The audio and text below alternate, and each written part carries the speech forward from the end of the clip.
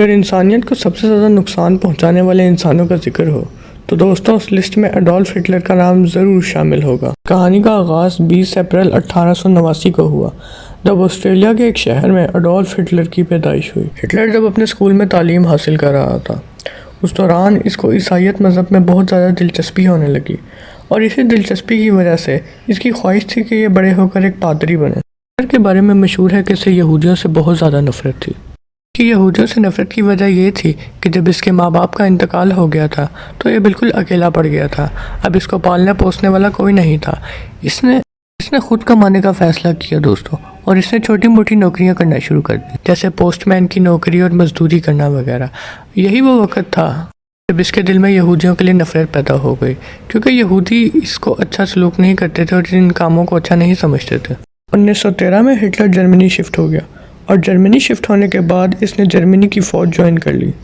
क्योंकि हिटलर को यहूदियों से बहुत ज़्यादा नफरत थी, इसलिए आगे जाकर इसने DAP नाम की एक पार्टी ज्वाइन कर ली।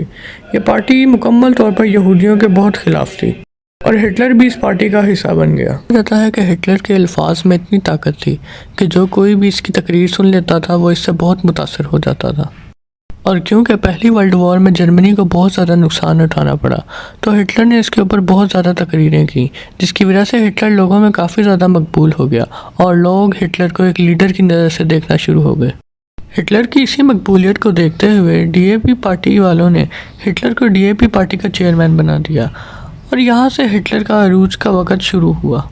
हिटलर को शुरू से ही जर्मनी की सियासत में भी बहुत ज़्यादा इंटरेस्ट था। इसी वजह से हिटलर ने वहाँ की मौजूदा हुकूमत को गिराने की कोशिश की, मगर जिसकी वजह से मौजूदा हुकूमत ने 1924 में हिटलर को जेल का फ़ैसला सुना दिया और हिटलर को 5 साल के लिए जेल हो गई। जेल से निकलने के बाद हिटलर ने दोबारा से तकरीरात करनी शुरू कर दी, काम करना शुरू कर दिया, जिनसे वो अवाम की नज़रों में आ गया। अब हिटलर अच्छा खासा मशहूर हो चुका था और जर्मनी के जाने पहचाने लोगों में इसका शुमार होने लगा। बात का फ़ायदा उठाते हुए इसने फ़ैसला किया कि वो अब सियासत में आएगा।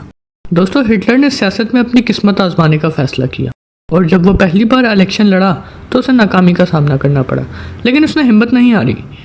उसने 1932 में दोबारा इलेक्शन लड़े और इस बार इसको कामयाबी हासिल हुई और अब ये जर्मनी का प्रेसिडेंट बन चुका था। प्रेसिडेंट बनने के बाद इसने लोगों को अपना असल रंग दिखाना शुरू कर दिया। जैसा कि मैंने आपको पहले भी बताया कि हिटलर को यहूदियों से बहुत ज़्यादा नफरत थी।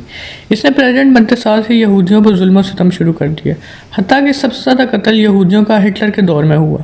इसने अपनी आर्मी स्ट्रॉन्ग की ताकि ये किसी भी मुल्क पर हमला कर सके। कहा जाता है कि हिटलर की तकरीर में इतनी ताकत हुआ करती थी कि जैसे ही कोई भी इसकी तकरीर सुनता था वो अपने मुल्क जर्मनी के लिए और हिटलर के लिए अपनी जान माल कुर्बान करने के लिए राज़ी हो जाता था। हिटलर ने अपने आसपास वाले मुल्कों पर हमला करना शुरू कर दिया। इन हमलों की वजह से 1929 में वर्ल्ड वॉर 2 शुरू हो गई, जिसमें बहुत ज़्यादा मुल्कों ने हिस्सा लिया और दुनिया की बहुत बड़ी तबाही की वजह वर्ल्ड वॉर 2 बनी, जिसमें हज़ारों करोड़ों लोग मर गए। दूसरे मुल्कों ने मिलकर जर्मनी पर हमला करना शुरू किया और हिटलर को इस बात का अंदाज़ा हो गया कि अब वो नहीं बच सकता और दूसरी फौजें इसके करीब आ गईं, तो इसने 30 अप्रैल 1945 को सुसाइड कर ली। बल्कि ये भी कहा जाता है कि हिटलर ने सुसाइड नहीं की, बल्कि वो अपनी बीवी के साथ किसी छोटे से मुल्क में छुपकर ज़िंदगी गुजारने लग गया था। अब हकीकत क्या है ये तो अल्लाह जानता है। इस तरह उस शख्स की कहानी ख़त्म हुई, जिसकी वजह से वर्ल्ड वॉर 2 शुरू हुई और हज़ारों लाखों लोगों ने अपनी जान दी। मिलते हैं आपसे फिर किसी वीडियो में। अल्लाह हाफ़िज़।